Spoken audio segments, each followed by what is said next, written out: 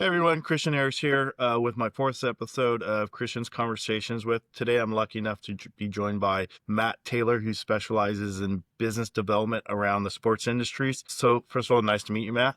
Thanks for having me. Hey, thanks for taking the time today. So, as I've discussed with you briefly, the goal for these types of conversations is really to kind of go through what everyone's going through with their job search history, give a little bit of background on, you yourself and some advice for people that are kind of struggling with the market in today's world with what's going on. Yeah, it's crazy to say the least. And unless you've been in it, there's no really true way to understand it. Yeah, I spent 22 years in the NFL, started out as a summer job, worked all the way up to assistant equipment manager with the St. Louis and LA Rams. So that included the good years, the bad years, and the relocation. So a little bit of everything. Stories for days on that time. Got out of that in 20, moved into kind of this sports startup space, took my experience and relationships in the sports industry and kind of built a catalog of products, did some marketing, just a little bit of kind of being that utility player, jack of all trades, because it was a small company. Did some business development, did some sales, marketing, creative, just a little bit of everything. Left that and kind of wondered, hey, is sports even for me? I mean, it's the only thing I've ever done. Maybe try a different path. Quickly realized that sports business and connecting people is for me.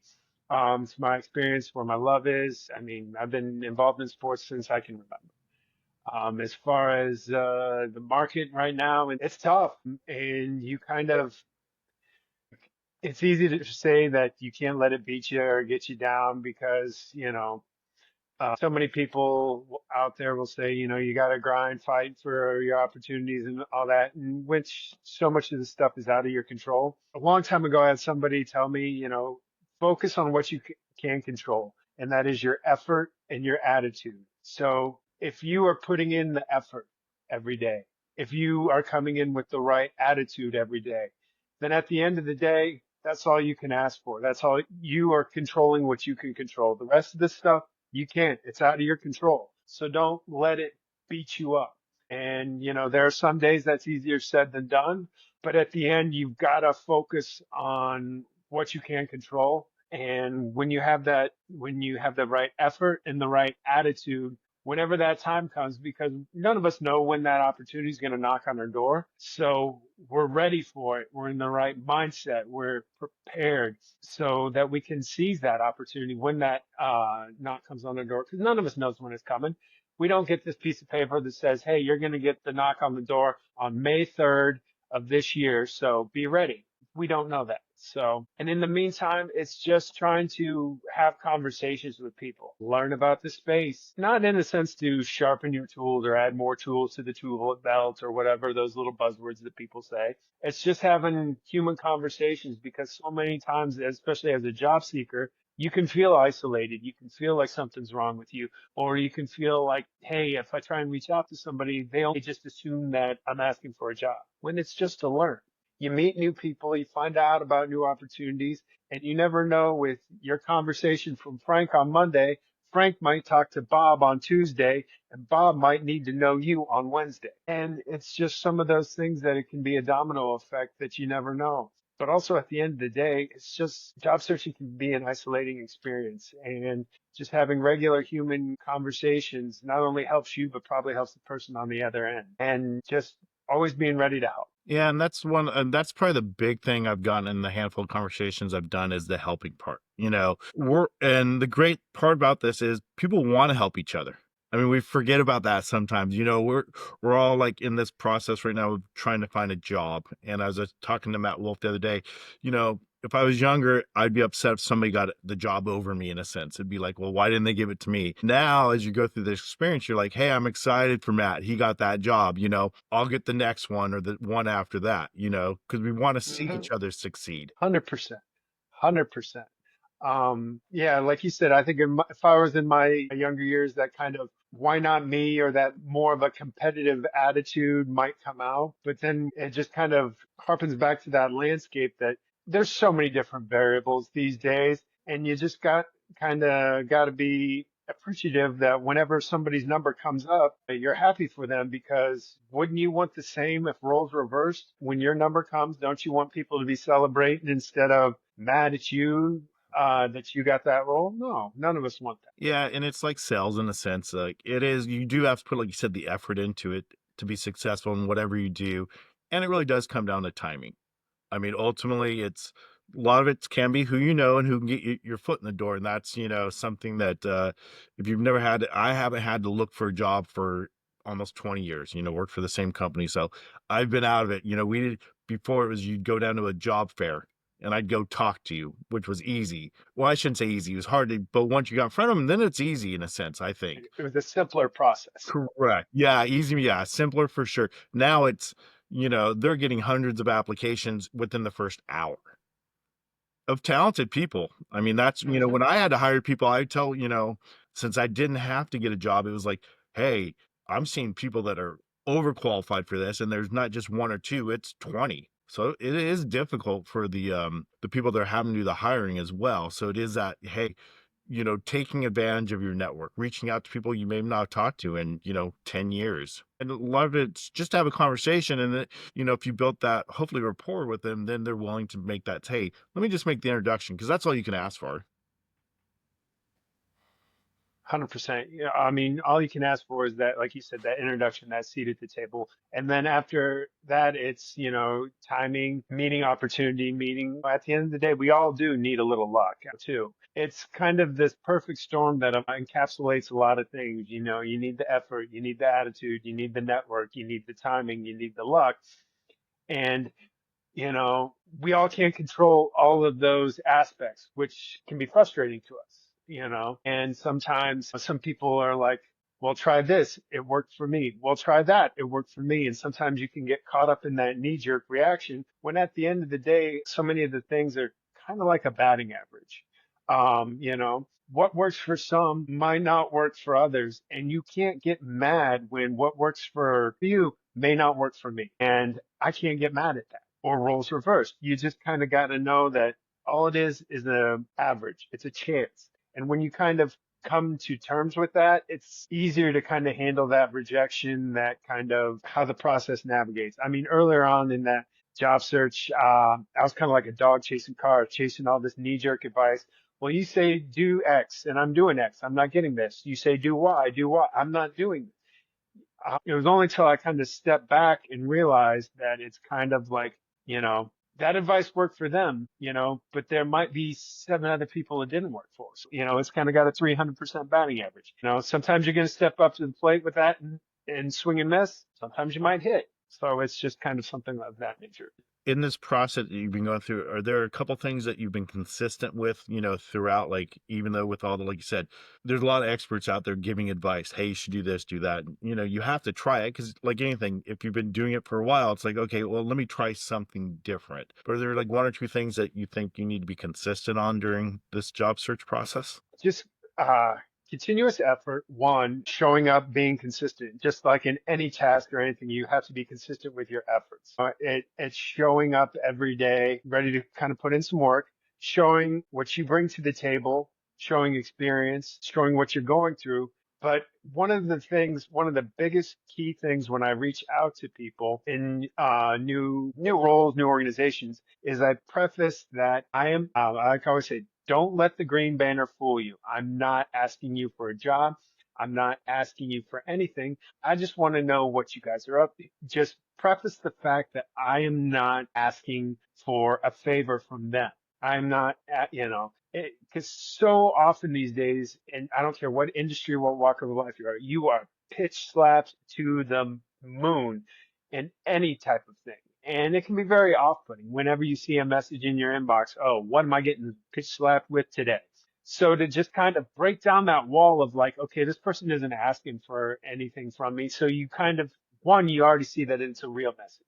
Two, you see that they're not asking for anything. So you can kind of be like the guards down a little bit and you can kind of have a much more organic conversation. I found that kind of works. So I stay consistent with efforts in, sharing my knowledge, sharing experiences, consistent efforts of transparency, and then just also, kind of some positivity. consistently trying to be positive more days than not. I mean, we all have our bad days and everything like that, but with authentic positivity, none of that.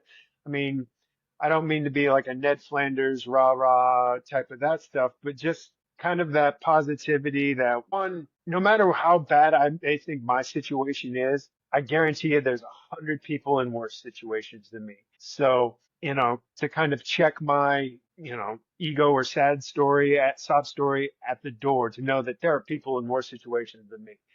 But two, you never know who's reading your posts and things like that. I've received countless messages from people, just privately. I've just said, "Hey man, I've been following you for a while. A lot of your positivity and a lot of your messages and a lot of things really resonated with me, really helped me as I struggled and I eventually landed my job. I appreciate, your authenticity and sharing that message because a lot of days that I look for, inspiring words or things from you. And I'm not here to be Tony Robbins or anything of that nature. But also at the end of the day, if you're a company, would you rather take the person that is always constantly complaining or positive that somehow, given whatever circumstance, they can find something good in the situation, something in that narrative? I mean, none of us like to work with a negative Nancy or one of those people that just always complains that brings it down. So it's also in a sense of, hey man, when people go to look at me for an interview or things like this and they look and if they see 10 posts of me and seven of them I'm trashing people, well, who's to say if he doesn't get what he wants that he's not going to complain about us? And here's this person talking about how he spun a bad situation positively. Here he's helping all these other people, It also, presents myself the right way. And also, as I found, whenever I have a bad day or something's going wrong, the quickest way to turn it around is to do something nice for somebody else. So I found that the best way to lift myself up is to lift somebody else. No, that's great advice. I mean, because like you said, if it can bring a smile to your face and a simple note, like send a private note, you're right. You're writing just to share whatever experience you're going through at the time. And when it resonates with somebody, especially when you don't even know them and they're taking the time to say, hey, just a quick little, hey, Matt, thanks for, it pumped me up today. It got me through Friday, whatever the case is. That actually means a lot to, most people. I mean, and it's 100%. amazing that you wouldn't think that. I think when I go back to when I was younger, I wouldn't think, but that is significant, because it means people are paying attention to what you're talking about. And that's huge in my mind. Yeah. Yeah. And like you said, if just some simple thoughts or sharing a positive note or something like that just resonates with one person, helps one person, just one, that's pretty powerful at the end of the day that somebody, and like you said, somebody that you never met, is in a better situation because of something you did or said. There's something to be said about So I'm going to ask you about one of your most controversial posts I read, which was commission only positions. it. Yes. And your thoughts on that. Yeah, I mean, listen, I get it from the startup space, for young bootstrap companies, that I understand why they do it. I'll put it that way. I understand for some people that, hey, I'm a young startup company. I need a lot of help. I've got a lot of things going on right now. I don't really have the resources to do it, to pay you a base salary, but, I can give you a percentage from your efforts in a sense. I understand why. I have just had some bad experiences with it. Not to say that everybody has. I know some people that have had some success with it. Hats off to them. That's great. I love seeing people succeed regardless of it. I feel a lot of times the narrative is like right now I've seen a real uptick in them because I think people know that the market is the way it is. So I've seen some organizations that are in positions to pay base salaries know that they have kind of the upper hand. So they present this to people because they know that there are some frustrated, talented individuals out there that as some of them would say, it's a chance to, hey, get back in the game, some of this. And some people are good at selling hype, and some people are just good, so they can handle that commission only position. I've had some bad experiences with it, some people pushing things that they didn't say that they had, and just, you can do everything right, and people still not want whatever you're offering. At the end of the day, there, like anything, there's some successes and there's some misses. I just feel that right now, I think there's a big uptick in people kind of taking advantage of the market, like, hey, I know there's 1,000 unemployed people out there right now. I can give them this opportunity. And, if they don't succeed, I'm not out anything. The burden or the stress isn't on me, it's on them. So the company has more of the upper hand than anything. And it's tough. And that uncertainty, that volatility, some people can handle it, some people can't. It's tough. Yeah, and I agree. During this process, I was helping some with some consulting for a startup, and they were going to do a sales position, and it was going to be 100% commissions. And I said, "Here's the positives, because as a sales rep, if I sell, I'm just going to make really good money." But I'm like, but I need to have some skin in the game, which I need some base salary. But they didn't have the finances to support it, which once again, for them, it made sense. And I said, well, here's the type of person you're probably going to get from a sales rep, which may not, because if it's only sales only, you're not going to get 100% of their buy-in anyways. If they find somebody that wants your product, then yeah, they'll sell it, but you may not be again that effort. So I can see the positives and negatives, like you said, like everything. It's not always cookie cutter. There has to be different Mhm. avenues out there for people. Yeah, 100%. What's the one leadership lesson you think everyone should learn? Whatever their specialty is. Obviously, for you, it's business development. What do you think the leadership qualities people should learn? A while ago, had a series of posts about, I talked about all the different head coaches that I worked for in my time in the NFL and all the different, I had 9 different leaders, over the course of my years. And all the kind of um, pluses and minuses. I'm a firm believer in you can learn something from everybody you meet. Sometimes that's what to do and what not to do. I think one of the biggest things in leadership is you have to be, and really in anything, you have to be authentic. Because if you try and be something you're not, if you try and present yourself a certain way or present yourself for what you think a leader might be or needs to be, you have to be yourself, because I don't care what industry, sport, or anything. If people know that you are not authentic or you're not being yourself, they're not going to respond to you. They're not going to believe in you.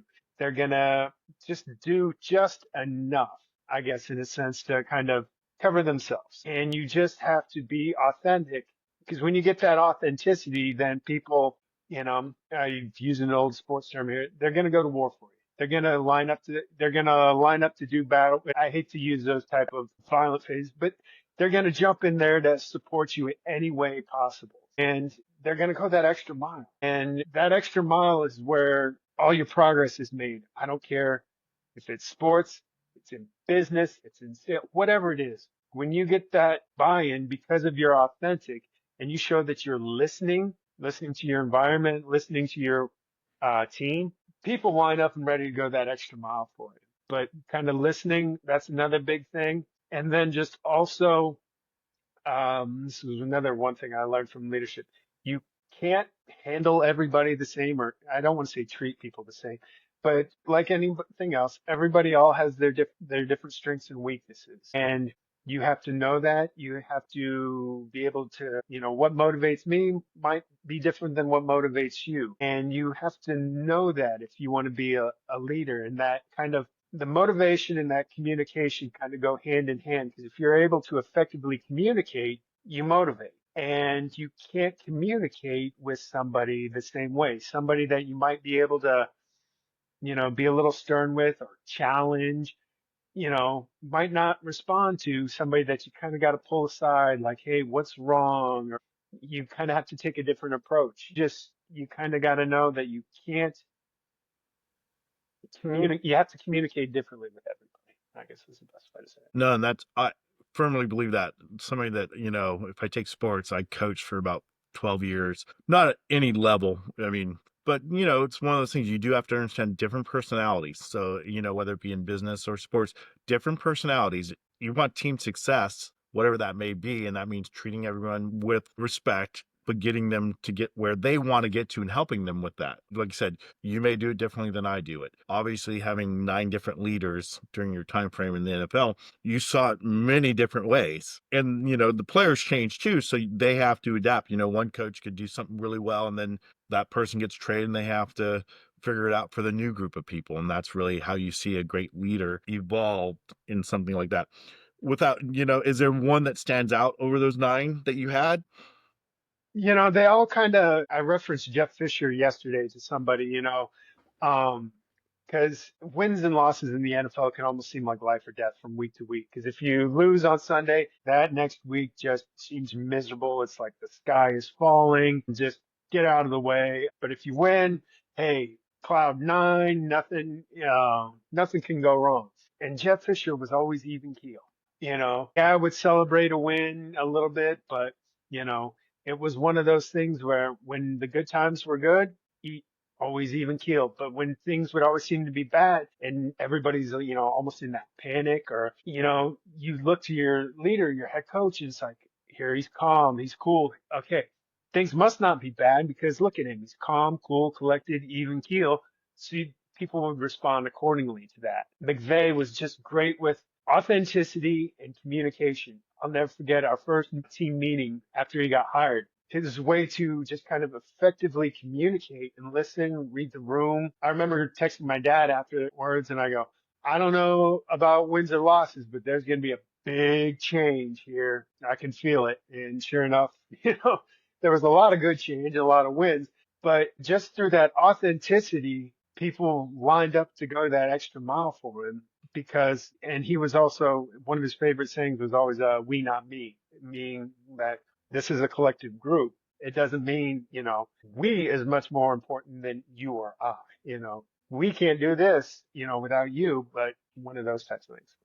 Yet he always, they talk about his tree. So obviously, whatever he's doing and being successful because, they always talk about the Sean McVay tree, how many head coaches he has or other coaches. So yeah, it must have been interesting in that organization because you got to see him in the lows for 20 years. I mean, I've born and raised in Southern California, so I remember when Ferragamo was out here and stuff with the Rams. So, and then when they went to St. Louis, so to see that and then to get the highs, I mean that has to be an incredible journey. Mm-hmm.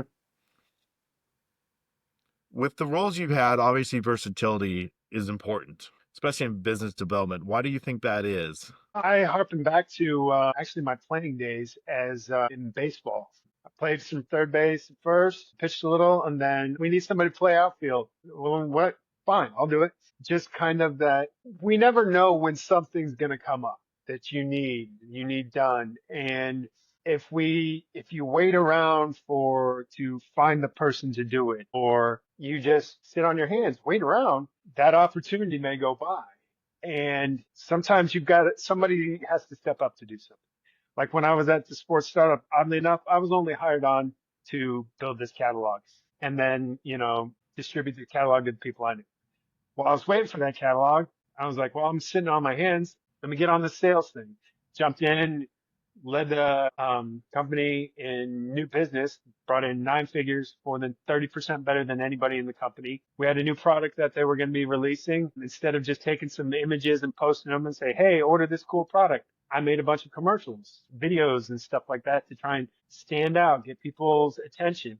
Just things that if you wait around sometimes for people to ask, hey, I need this, or you wait for something, you can miss an opportunity. There's a lot of times in things like that where there were tasks or things in the NFL that people didn't want or do, but sometimes you just got to step up and do it because you find out about yourself, you challenge yourself, you add more tools to your tool belt, but then kind of that reputation or that being known for the fact that whenever we need something done, whenever stuff hits the fan, that they can always come to you. Whenever they need anything, they can always come to you because you're going to step up and do it. You're going to get it done. Or even if you can't, you're going to know how to get it done. Or you're going to bring in somebody who can because whenever something needed to be done, whatever the case, you stepped up to the front. So you become, in a sense, the person that they go to whenever there's questions. that they need answers to. Yeah, and I think every great team has a person like that. Obviously, we call it, if I use sports, we always refer to him as Rex Hudler. Utility. He could do anything. Put him anywhere you want. He'll do it. He may not be the best at it, perhaps, but he'll figure it out and get it done. And you always need people like that on your team, regardless of what it is. Hmm. Because there's going to be those little things that, new things come up, especially in today's business world. Things come up and people haven't done them yet. So somebody has to be willing to go, you know what? Don't know it, but give me some time and I'll figure it out. And those are the ones that truly are an asset to a team and become successful down the line. Yeah, because there's not a schedule of when things pop up, when you're going to need this. Something just may come out of left field. You might get an interested party in, a service or a product. Shoot, how can we handle this? How can we do? What do we do? Who's going to do this?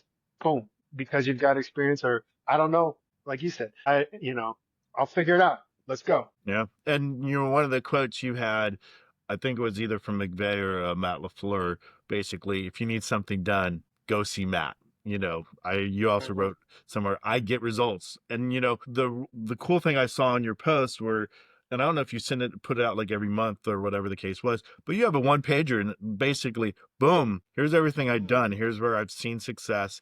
Here's what I'm looking to do. Obviously, that's kind of in everyone's profile, but you have a sweet little one pager, and it seems like Yeah. it gets reposted about every month just to get it out there in case somebody hasn't seen it before. Yeah, exactly. I was kind of trying to think of a way that, something that's easily shareable and easily at a glance, you can see kind of what you know, a Cliff Notes version of a resume in a Yeah. sense of what it is. You can see what I've done, what I'm looking for, and those types of things, but in an easy to read, because let's be honest, everybody's got short attention span. A lot of times, if you scroll by a post and you see it's 6 paragraphs, more times than not, unless you know that person, you're probably gonna scream by. But a video or a picture of something, it's gonna at least cause you to slow down a little bit. So I was like, well, what's something that not only is quick and easy that people can look, see where I'm at, what I've done, what I'm looking for, some testimonial type stuff, but also can easily share it themselves,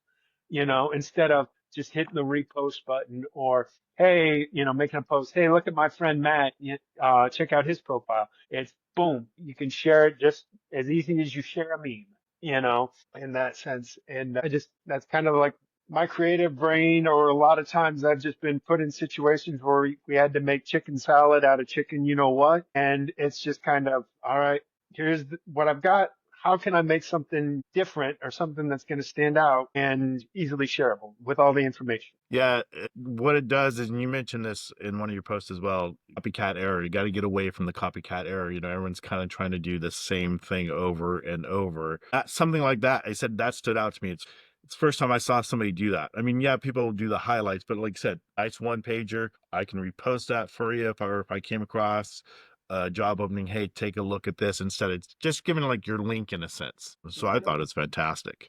Yeah, yeah. I like to use I'm a big Moneyball fan, so I like to use the line where he says, like, if we try and compete with the Yankees in here, we're going to lose to the Yankees out there. I mean, there's so many talented job seekers out there. If you try and do the same thing as everybody else, how are you going to stand out? So, I mean, shoot, that's why I made a bunch of videos where I dressed up as different WWE characters, both present and past, and got into their character voice and did these like 30 or 40-second promos where I basically talked about my career highlights and shared them as well.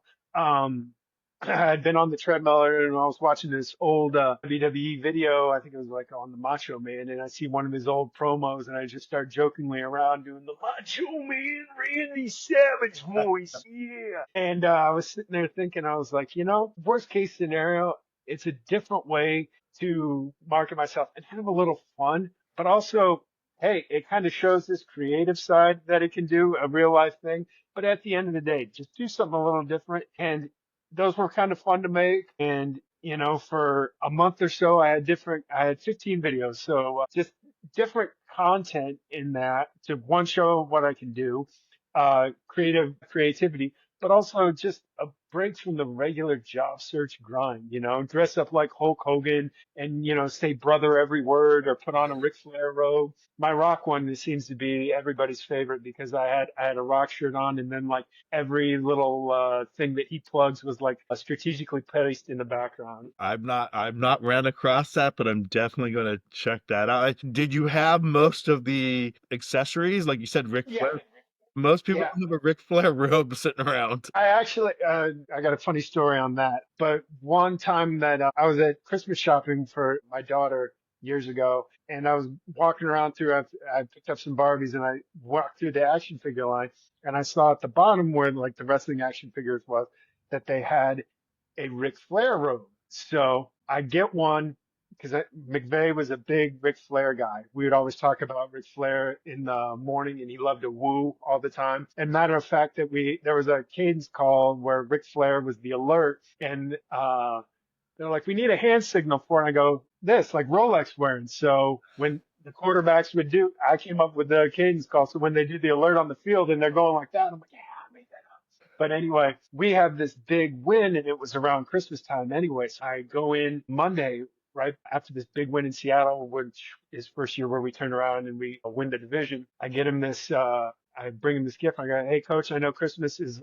a week away, but we had a big win yesterday, and I thought just kind of this is perfectly encapsulates it, and I just wanted to give it to you now. Open it up. He opens it up. He sees it's a Ric Flair robe. He loses his mind like a 5-year-old on Christmas. He thinks it's the coolest thing ever. He puts it on. There was a team meeting 10 minutes later. He put that robe on, went to walk in the team meeting, but they killed the lights and they put on the Ric Flair music.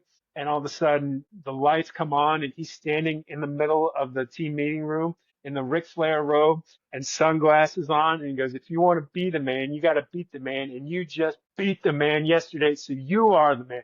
The whole team went nuts. Anyway, it somehow through a chain of command or whatever got a running back's best friend is Ric Flair's agent. So 2 nights after that, an anonymous message pops up on McVay's phone. Ric Flair sent him a video thanking him for wearing that robe. And he, gets into this whole story. So like on Monday, he wears this robe. Wednesday night, he gets this video from Ric Flair. So when I'm in his office Thursday morning, I walk in his office. He drops what he's doing on his game plan. Goes, oh my God, I can't believe I didn't send you this last night. I was too excited. Runs over, grabs his phone. He goes, Ric Flair sent me a video. He goes, I wouldn't have got this if it wasn't for you giving me that robe. That's awesome. But yeah, just had a bunch of different stuff. I mean, I grew up a wrestling fan, from the 80s with Hogan and Savage and all of those guys and Flair. Actually, Flair ended up coming to one of our games later that year, and I was fortunate enough to meet him on the sidelines. And I actually told him I was the guy that gave McVay the robe, and he laughed and thought it was great. Wow, that's yeah, no. But not Yeah, I did a bunch of different ones. I would just dress up in character. And the crazy thing about these videos, most of them are about a minute long, minute and a half. I never wrote a script for any of them. I didn't rehearse it beforehand or anything. I just set the video up, and just kind of, I would watch a video of that character, and kind of listen to it. I did one lap walking around my kitchen when I hit record and shoot the video. It was live. It was never rehearsed, never scripted, never cut and all pasted. Those are all one take videos. That's impressive. That's impressive in itself. I mean, just doing your intro when I do it later is going to probably take me 20 times. So I'll do it and then I'll stop and I'm like, oh, got to restart it. But no, I that's was, yeah, I was nervous doing the rock one because that was like a minute and a half. I'm like, oh man, I'm nailing this. And then I've got to hold out my voice for the last part. I'm like, don't crack. I'm like, please, hopefully my voice does not crack because I've nailed this whole minute 30 right now. And I don't want my voice to crack on this last part, but I was able to nail it. So I didn't have to do it again. well, no, that just, I mean, that shows obviously your creative side and like you said, not doing what everyone else is doing. I mean, I think that's fantastic. I'm not that creative, so I think it would be bad if I tried it, but it's an interesting concept. So needless to say, um, since one of the things you're most proud of in your job history, at least what I read, was your assistance in the relo for from St. Yeah. Louis to Los Angeles. Obviously, that had to be a huge undertaking. What was that like for you? Oh man, I've said this before. Just that chapter, part of my life, or just that whole scenario would make a great book or a mini series or whatever of how it just all happened because, and through nobody's fault of their own, what everybody kind of thinks how it happened is nothing like how it happened. And we found out on ESPN like everybody else. And then when we did finally move in March, we weren't stepping off the plane into this multi-million-dollar facility or anything like that. No, we're at an extended stay hotel, extended stay Marriott, an hour outside of the city, where half of it was us and the other half was just like regular people. So you'd be checking in a shipment and there's people walking by going to the pool. We pulled up to this hotel and I remember there was, I think, 7 semi trucks already out there. We pull up, there's 10 pods out in the middle of this parking lot. We get out there, it's me and 3 other guys, and we're standing there, and the guy from the I think trucking and kind of organization was standing out there with us, and he's like, "All right, here's your office. That's where the locker room's gonna be. There's your pods. There's 7 trucks. Another truck, one truck is going to come every day for the next week. Coaches come in a week, players come in 2. There's everything. There's your franchise. Good luck." And there's me and 3 other dudes just standing in a parking lot with just backpacks. That's all we got. We had none of it. I mean, between the 4 of us, we probably had an hour's sleep. We had a 6 a.m. St. Louis flight, and just with everything else, we had about an hour's sleep. And we're just staring at all these semi trucks, and we just had all that information. And we're just lost. And I just go, well, this thing isn't going to build itself. Let's go. Let's roll. And I just kind of like blacked out for 3 because there was just so much. But we ended up getting it done in 10 days. So we got it done a couple of days ahead of schedule. So we're at this extended stay hotel practicing and living out of the same place that you're working. Then we had to be out of there in the middle of June because the Cowboys were coming in, but we couldn't get into our place in our training camp at UC Irvine till the end of July. So we had to take everything out of this hotel, move it into a storage unit for a month. We moved into and it worked out of the storage unit for 4 to 6 weeks. Then we moved into training camp. And instead of being there for 4 weeks, we were there for 8. And we moved out of training camp and into our facility that they were just finishing building because they didn't start breaking ground for our facility until the league approved the move because they didn't want anybody getting an upper hand or just kind of rumors circulating. So it was kind of behind schedule. We moved into our facility. We moved out of training camp and into our facility, did all the roster cut downs while getting ready for week 1 of the season. And then 5 weeks or 6 weeks later, we were gone for a week to play an international game in London. And then we came back. I think we had some fires that year, so we had to kind of pack up everything for a couple days. And then like a week or 2 after that, we had a coaching change. So, what was crazy in just you're having to move all these times. We also had to hire new staff because it wasn't like the whole organization moved to LA from St. Louis. Probably maybe 40%, and then maybe a high number moved. So all while setting everything up and finding new vendors, you're having to interview new staff.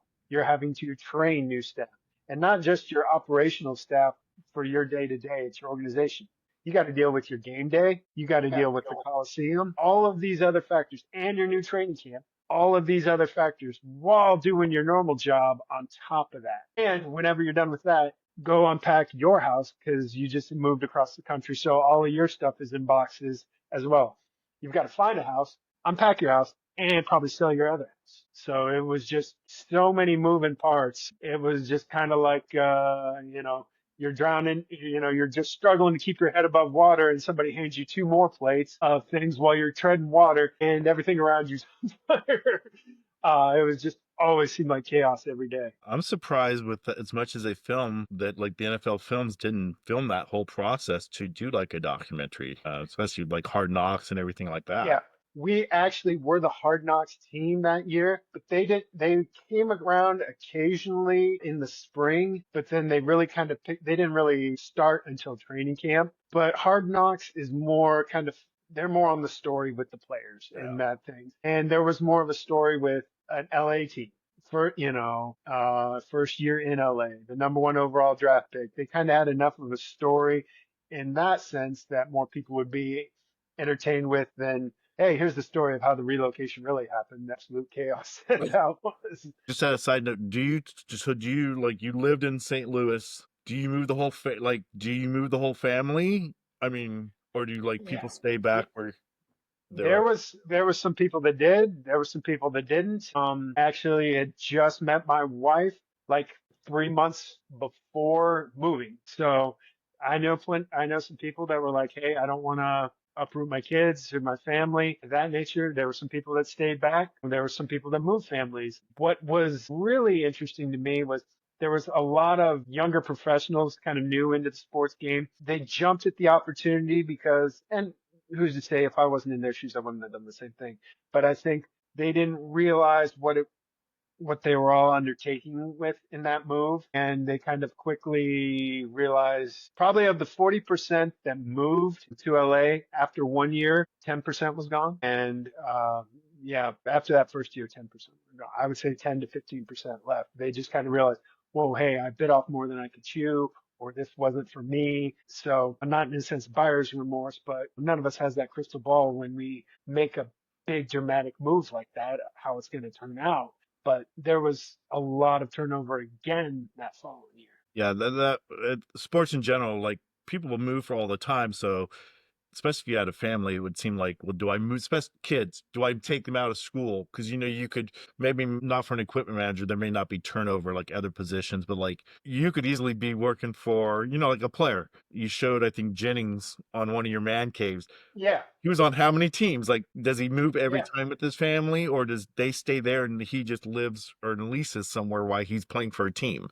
hmm Yeah. So fortunately, his kids started getting to that school age as he was done, so that lucked out. But I saw plenty of, especially our first year in LA, there were so many coaches that left their families in St. Louis because either kids were in high school or at certain benchmarks in there. And there was a lot of people, living apart from families just because of school and situations of that. It was funny.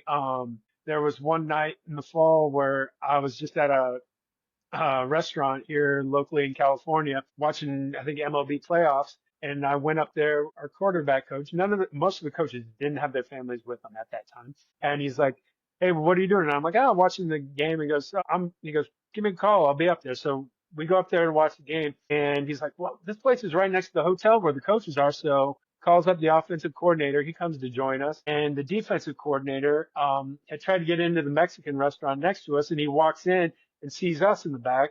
So he goes to the back, and it's me and three of our coaches sitting in the back, just eating dinner and watching the game because none of us have our families with us. And it was funny. Then a couple people started realizing, like, hey, that's the Rams offensive coordinator. That's the Rams defensive coordinator. So they kind of go up and they talk to it, and they're like, hey, can we have pictures? But our quarterback coach was sitting next to me. Nobody was coming up to him. I laughed at him. I go, what's funny is they're coming up taking pictures with him or talking to them, and you're the one with the Heisman Trophy because it was Chris Winkie. And he laughed. He goes, "Yep." He goes, "That's okay though." But he goes, "I'll just bust their balls on that." But I thought it was funny. Is like everybody was wanted to talk to them, and the dude sitting next to me had the Heisman Trophy. Yeah, yeah. God, he went baseball first and then tried to get back in the NFL, right?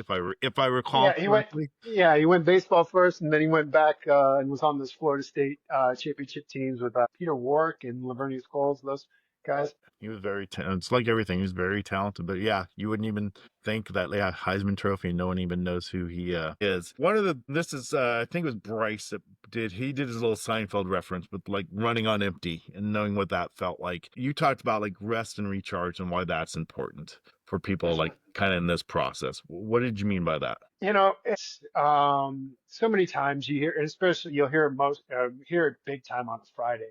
Hey, job seekers, rest and recharge and get away, or step away from the screen and come back, that kind of rah rah, And I know these things come from a good place. These people are like, hey, we want you to don't beat yourself up. You can't grind yourself down. But when you're kind of in that foxhole of being a job seeker, it can be really tough. Can feel like, you can feel like there's this dark cloud just always following you around, no matter where you go, whether it be in your office while you're looking for a job, or if you're out at the grocery store, you feel guilty that you're going to the grocery store at 9:30 even if it's for stuff you need, but you feel guilty and you feel like there's this dark cloud for you.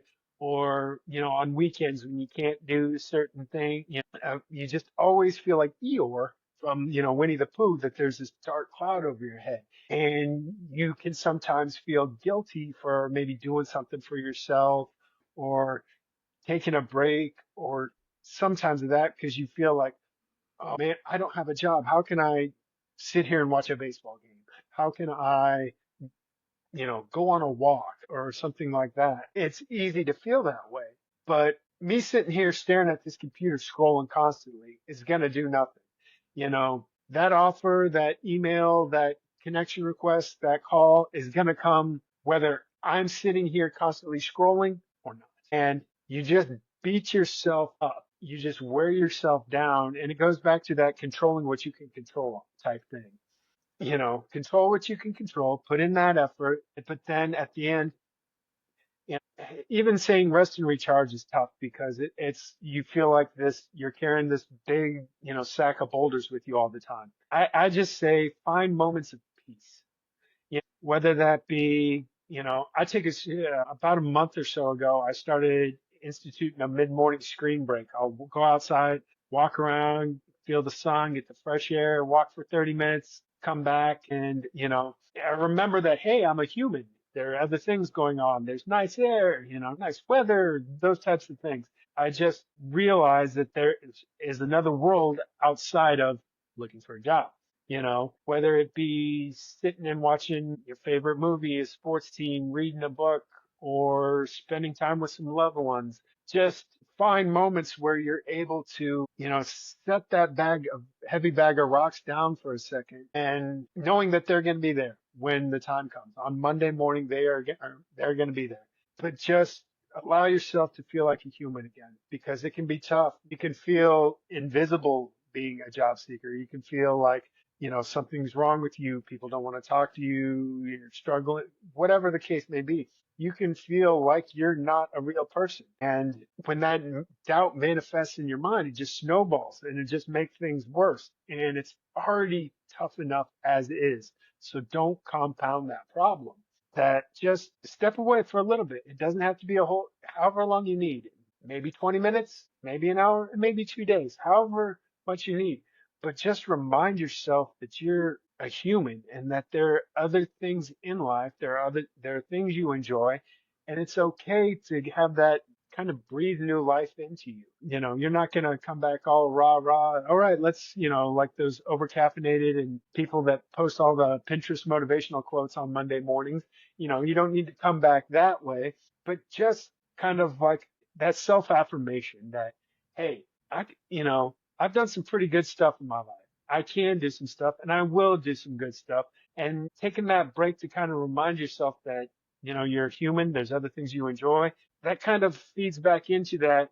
Hey, you know what? I kick ass and I'm going to kick ass. And this storm will pass. That's great advice, and I think that's truly important, whether it be on a Friday. It doesn't really matter the day. You have Hmm. to take the time to do things you enjoy, whether it be, like I said, just getting outside for 15 minutes. That sun feels really like if I'll be in this room for probably most of the day, but I'll go out, go listen to a podcast, whatever it may be for each individual person, but taking that time because otherwise this will, in a sense, eat you alive. I mean, this does become you can't let it be a 24/7 type thing because you won't, because then you get frustrated and then you won't find success because you're not putting your best foot forward. Taking time away from anything allows you to, like you said, refresh, regroup, and see what's important and, look at things in a different way. Well, I got to ask, and I got one more like business related, but your man Yeah, cave, no, ask you got, away. you got Ask great. away. Yeah. What's your favorite thing? And it sounds like you got probably way more memorabilia. You can probably count. What's your favorite thing that you have? Oh, Here, hold on. let's see it. We'll do a quick little tour. Oh, I'm excited. We'll do a quick little tour. But yeah, I've got all sorts of little things, and each of them have different artifacts and stories. So it was nice in my house in St. Louis. I had a basement, and there was a bar in it and everything like that. So I was kind of able to display some of that. Southern California, not so much on the basement. No, no, that would not do well. There's kind of a locker, my buddy's locker of stuff that he had. Up on the top, I got a picture of me and Deacon Jones. It's He Head he slap. came there. Some of the Rams Super Bowl stuff from '98. The 45 jersey was our long snapper who was actually the best man in my wedding. Wow. Then all sorts of stuff Marshall Falk gave me over the years. I had so much of it, I kind of found this display locker and made some of that. Some more. Isaac Bruce is probably, outside of my dad, probably the most influential person in my life. I got to know him when I was about 15 or 16, when I was about 16. That just kind of, when you're really young and impressionable and, just kind of a lot of life lessons and things of that nature. And was able to go. He invited me when he got inducted into the Pro Football Hall of Fame. I got to go to that, so that was pretty cool. I had so many jerseys. I built this shelf. It was actually a stool from the Chiefs locker room.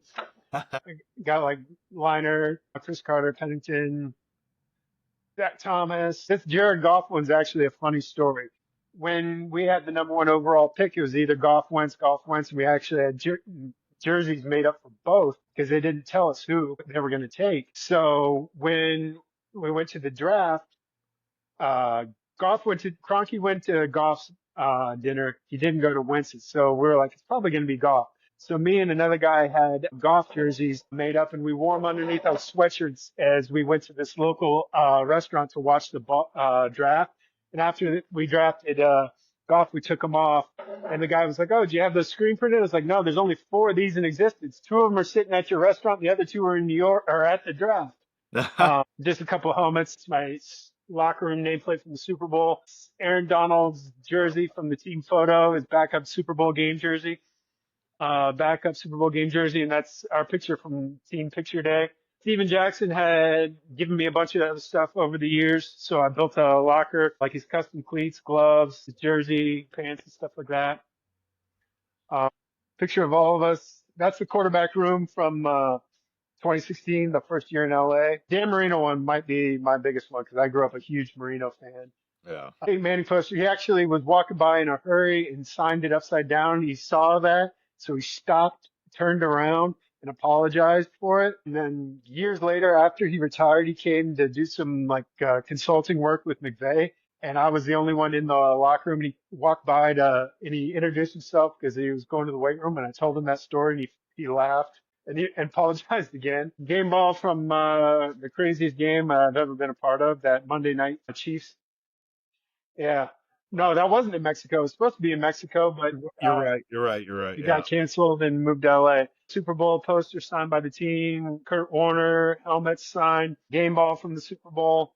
Some Kurt Warner stuff. The year after Pat Tillman passed, there was a framed jersey in every NFL locker room. That was the one in the Rams locker room.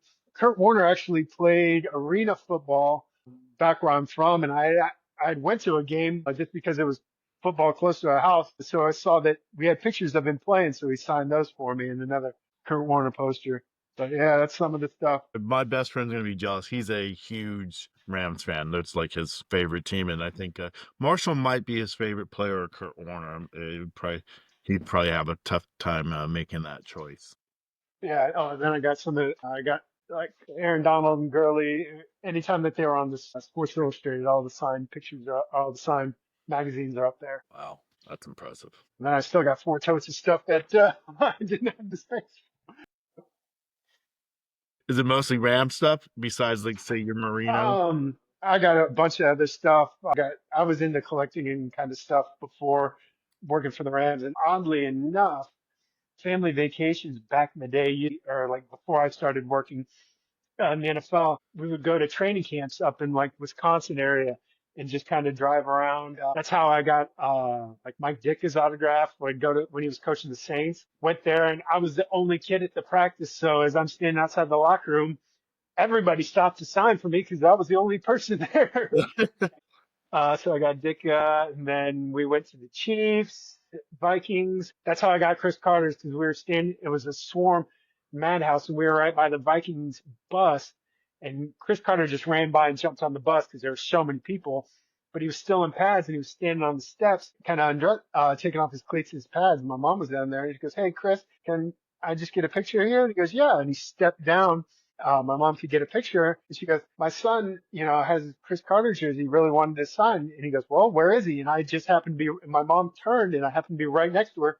She goes, "Come here." He stepped out on the bus, signed my jersey, got back up. That's a Yeah, I found a Chiefs ball that I had Derek Thomas and Marcus Allen on. T. God, that dude was. I'm a huge Bronco guy, so yeah, wasn't a big, but yeah, he was a stud. My daughter goes to she's been in Denver the last 2 years to go watch him play at Mile High, and they've That stadium's pretty cool. I yeah mean, I always loved going there because the visiting locker room was huge. yeah So it was always nice there. They made a good spread for us. But in the clubhouse manager's office, you had to be asked. But there was a wall where a lot of big people signed, like Peyton, yeah, I mean, Hall of Famers signed the wall and things like that. So you walk in and see this brick wall or this painted wall where the best of the best were signed up on that wall. And it's cool. They had a line across the wall around the whole stadium, orange line. You are now 1 mile above sea level. And right as the visitors entrance the visitors tunnel onto the field is the stable where the horse is. yeah. So as you're walking around the corner from the locker room to go down the field, boom, big stable, and there's a horse right there. Do you miss not being in the NFL? I mean, it sounds like I don't know if that's something Um, back into or no, my neighbors, because after I got out of the NFL, I didn't watch it for a couple of years, and then I got rewatching it probably about a year and a half ago with my neighbors who are just diehard passionate football fans. They always laugh because I'll be pointing out all sorts of things. Everyone goes, dude, he goes, I've been watching football my whole life. I've never learned about so many small little nuances until watching games with you. I'll point out between jersey finds, you name it. I point it out. But, there are times, I look at it and stuff and I'm like, man, and remember the fun times and things of that nature. But every Sunday morning I have donuts with my son, and I missed a lot of stuff with my oldest. And, there would be times where, put her to bed Friday night and because of wherever we traveled, I wouldn't see her again she wouldn't see me until Monday night at dinner. So, I don't miss that stuff. I had a friend or a former colleague from another team this year. He was in Baltimore. They played the Christmas Day game in Frisco. So not only does he miss opening presents with his kids who are all pretty young, they call him and he does FaceTime at 4 o'clock in the morning on the West Coast.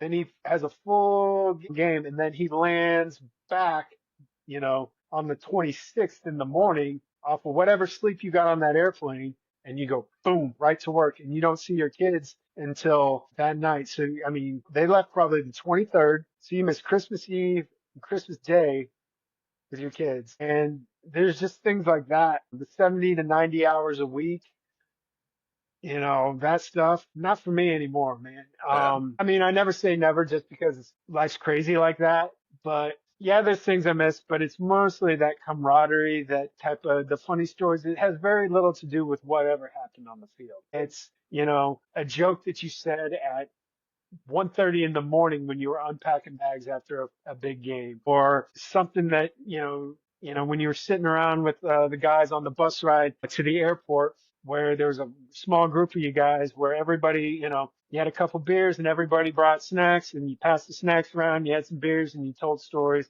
Then you got on the plane. Just that kind of the camaraderie. Those are the stories and things that you miss more than anything on the game. Yeah. Yeah, it's like everything else. It's the Don't friendships. miss getting cussed at by Raider fans. And I mean, that place was always a dump. I loved going there because I would always go check out the Oakland A's stadium. But it was crazy because one, they were close to you, but you'd be sitting there, a kid, 6 or 8 years old, flipping you off, calling you every name that you could think of while sitting next to their parents. No, I can only. I helped a Raider like official when they were in LA like years ago when they went to Knott's Berry Farm out here, and I helped them. They said anytime you want to go to a game, you let me know. Get on the field, because I went above and beyond. And I was a Bronco fan even back then. I said, people were like, "You going to go?" I'm like, "There's no way I'm going to go that because I can't wear any gear. I wouldn't anyways because I was a guest, but like I Yeah. can't, and I'm not going to cheer because I'm not going to die. Yeah. I mean, That is what I always say. Every football fan should have gone there, but just don't go, to watch your team. Like no, go to a Raiders Chiefs game or a Raiders, Texans game or something like that. Because it was an experience like no other. But yeah, it was a different breed. Yeah. Yeah. It's funny. I think it's gotten worse. Doesn't really matter the teams. Obviously, alcohol consumption comes into play.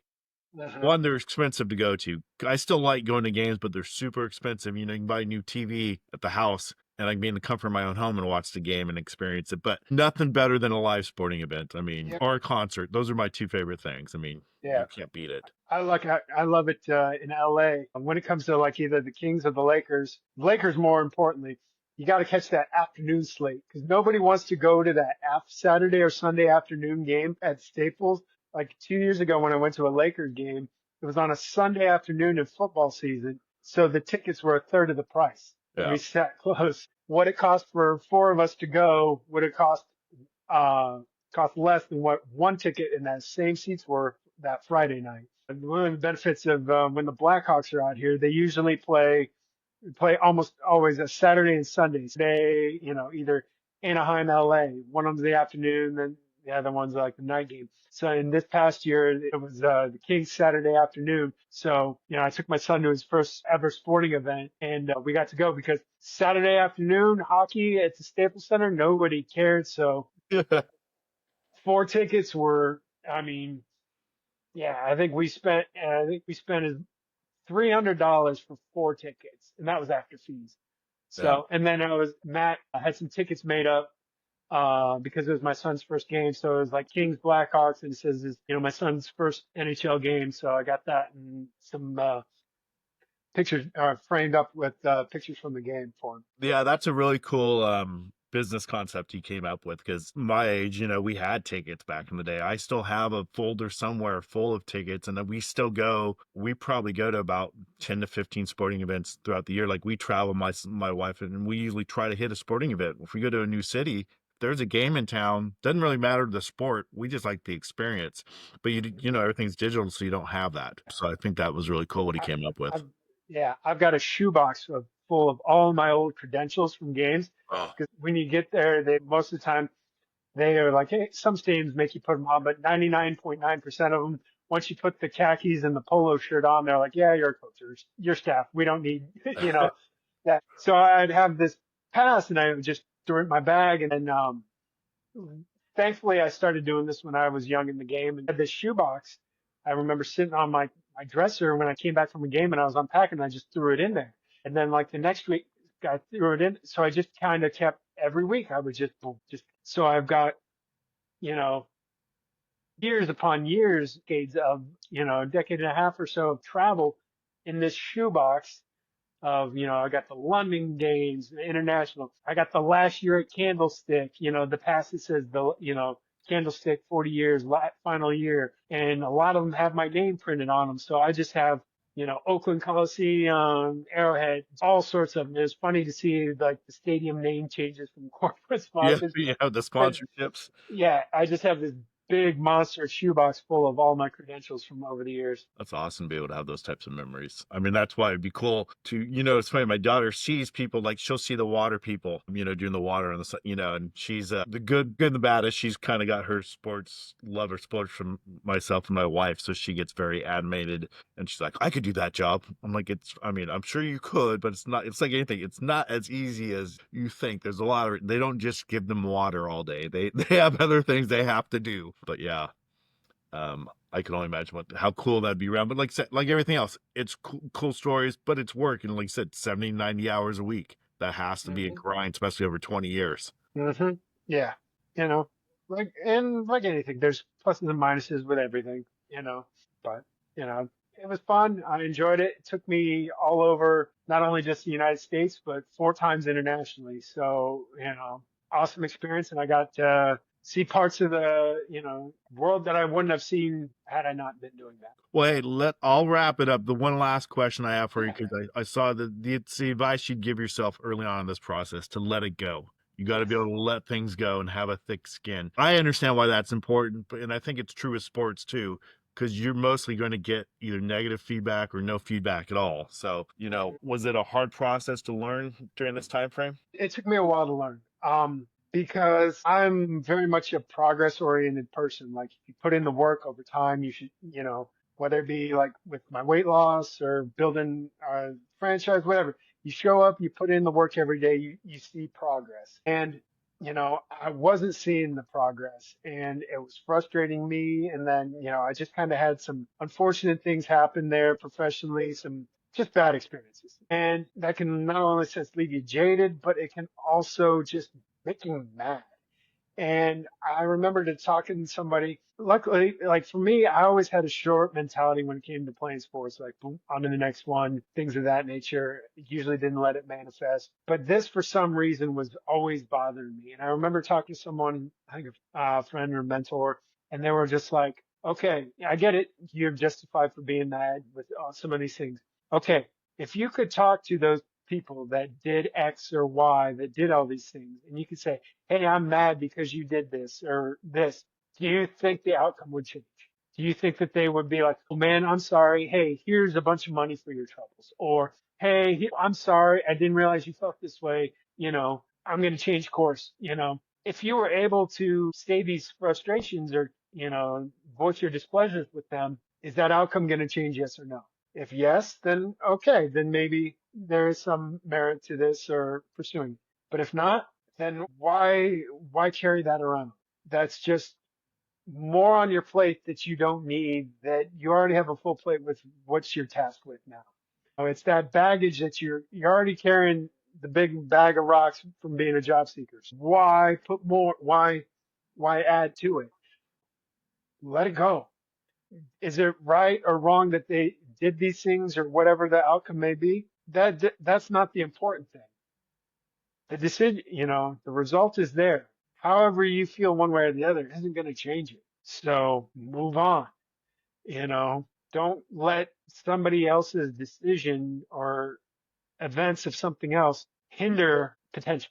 Being resentful towards a company rejecting you and openly complaining about it, for months on end, when you're in a final interview stage for somebody else and they're doing some background checks and they're like, man, this dude got rejected from a company, 6 months ago. And 2 weeks ago, he was still complaining about it, man. Like we don't need that type of negativity around. You don't need to be, it's already hard enough as you're rowing the boat to your next, opportunity. You don't need to shoot holes in the bottom of the boat while trying to get there. That's just making it worse. And it just was one of those things where I was like, it finally kind of clicked. Like, almost like that closer's mentality in baseball. Okay, they hit a home run off me. I got the loss. All right, tomorrow's a new day. It's another chance. So when I get the ball, doesn't mean that the person who hit the home run off me yesterday is going to hit a home run off me again today. Yep. Short memory. You got to have a short memory, defensive back, like anything, like you said, closer pitch, short memory. Mm-hmm. Yesterday's yesterday, today's today, and you can only control that. So I think that's great Exactly. advice. And you don't need, and it harbors back to that, with the rest and recharge and control what you can control, it all kind of comes full circle. And, don't let stuff beat yourself up because you're already in a hard enough situation as is. Well, hey, Matt, I know we probably went a little longer than you expected, but All good. I think it was a great conversation. So I truly Felt like appreciate. 5 minutes to me. I enjoyed it that much. No, I thank you. You're being kind. I just looked up at the time and I was like, whoa, it literally felt like 5 to 10 minutes because it's been that pleasant, that enjoyable, that insightful, everything. So yeah, I enjoyed it thoroughly. Oh, thank you. Well, I hope you enjoy the rest of your Friday. It's going to be a hot one out here in SoCal this week, and it's getting up to like 85 next week. So Yeah, enjoy I it. know. Finally can turn off the heater. My wife, yeah, It's weird to say that. Yes, we have ours going to. I'm like, it's 70 degrees outside. My wife's like, it's cold. I'm like, okay, it's on. yeah. I'm like, we've got 30 blankets in the house. Put a blanket on. I'm like, I'm opening the windows and she's like, what are you doing? I'm like, it's 70 degrees out. It's nice. Get fresh air. She's like, I'm cold. I'm like, you're sitting around 10 blankets and wearing a sweatshirt. Put another blanket on. Sounds like my wife. Okay, well, have a great day. You too. All right. Take care. Bye. Bye.